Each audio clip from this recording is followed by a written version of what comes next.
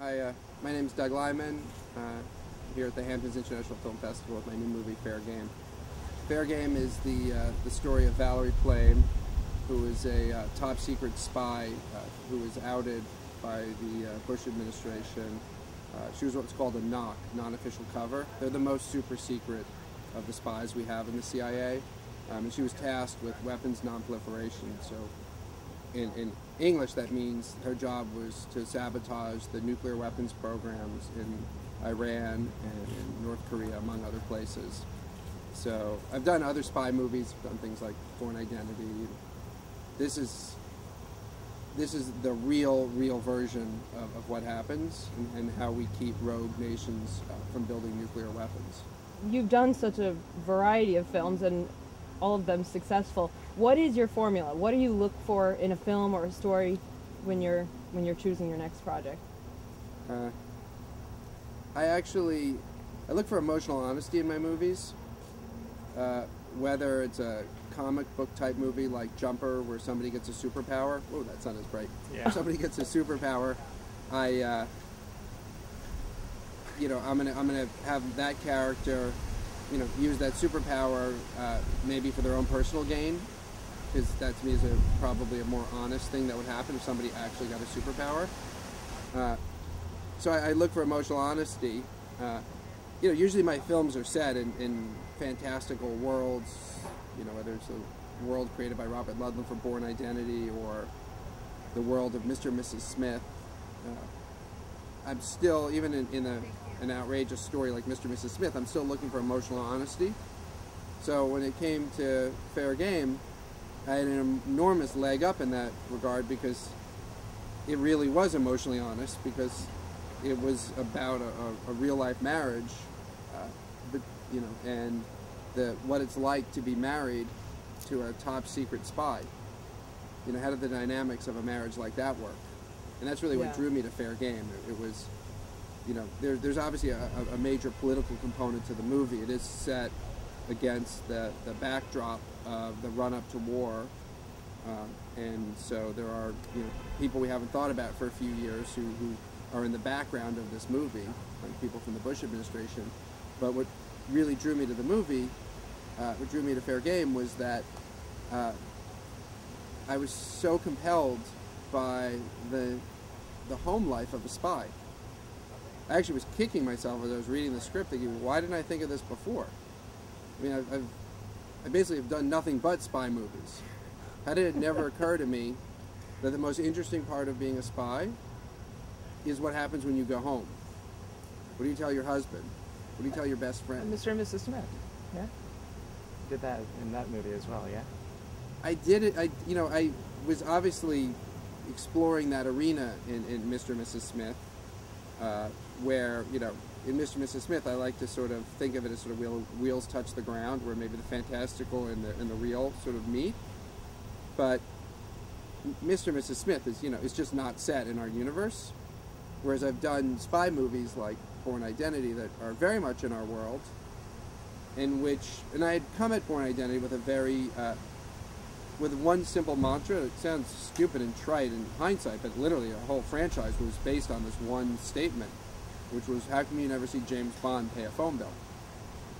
And I said that sort of on the first day of working on Born Identity, and I said that all the way through, and that really defined the style of the action and of the environment. And this would be, because of course James Bond has to pay a phone bill, right? Just because you're a spy doesn't mean that the detail, you don't have to do the regular details of life, doesn't mean that you don't pay your taxes on April 15th and everything else. So that really had become the foundation of a hugely successful spy franchise, but I failed to take it that extra step, which is, phone bill's trite. Much more interesting is, how does James Bond have a best friend? Right? Because if you can't tell your best friend what it is you do for a living, or where you've just been, and you have to lie to them for 20 years, is that person actually a best friend? How do you maintain a marriage when you can't tell your spouse where you're going or how long you're going to be gone, and they just need to know, whether they need to order childcare for the next day or not? It's a scene that's in Fair Game. Would you categorize this film as an independent film or a studio film? And you mentioned the word franchise. I would assume that's more of a, along with the studio pictures. How would you describe this film? You know, I'm in the unique sort of position of making independent films in the studio system. And by independent, that means their attitude is of an independent attitude. Their budgets are anything but they are not, my films are not cookie cutter, sort of issued from on high, following cliches and rules of things that have worked before in other movies. The attitude that I bring to my movies, because I did start an independent film, and I started, you know, the thing about, and why independent film is really a great place for filmmakers to start, is that when you make an independent movie, like when I was making Swingers, I knew that if the film wasn't great, no one would go see it.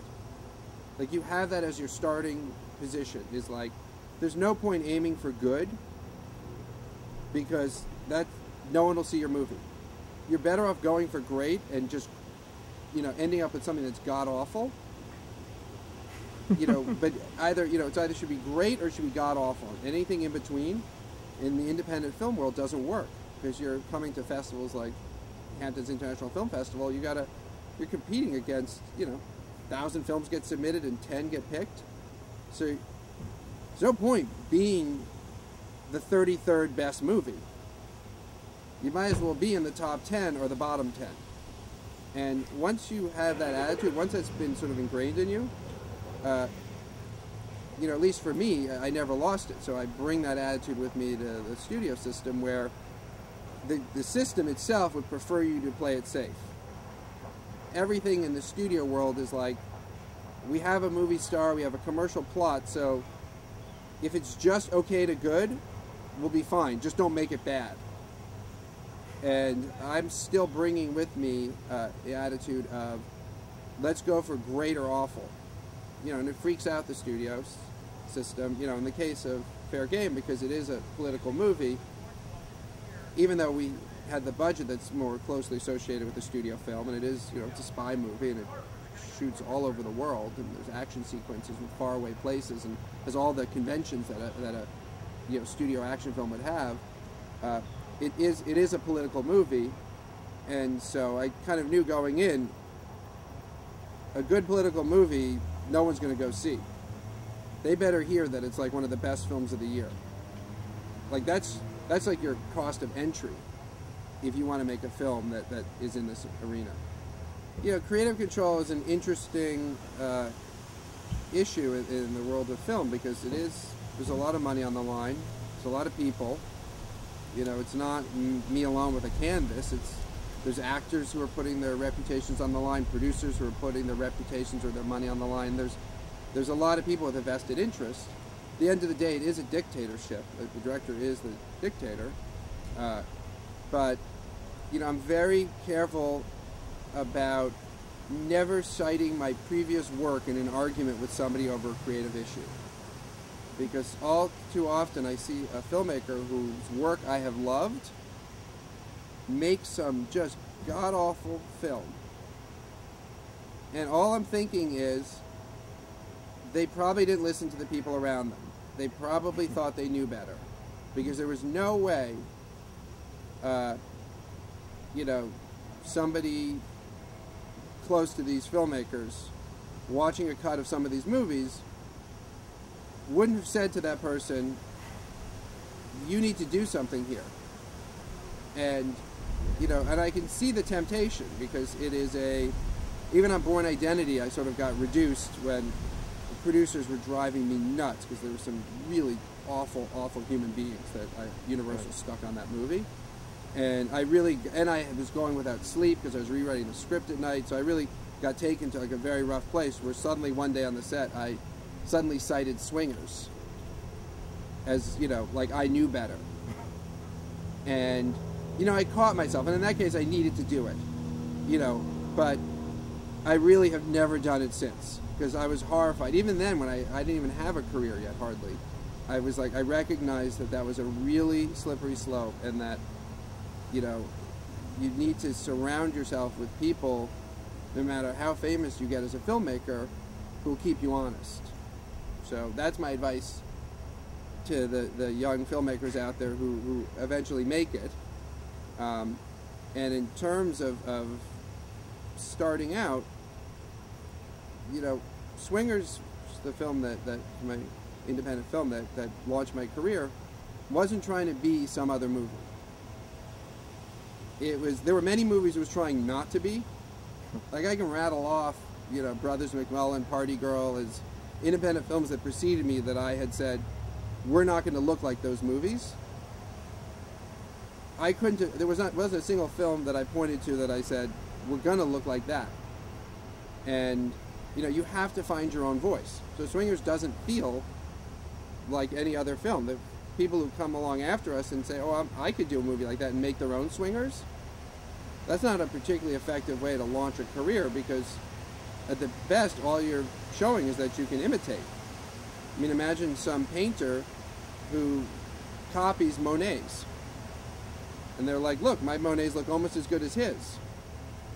Like, that's not really an artist. Maybe that's somebody who has good skills, but it's not really an artist. You know, it's a much smarter path to maybe paint something completely different that's at least as your own.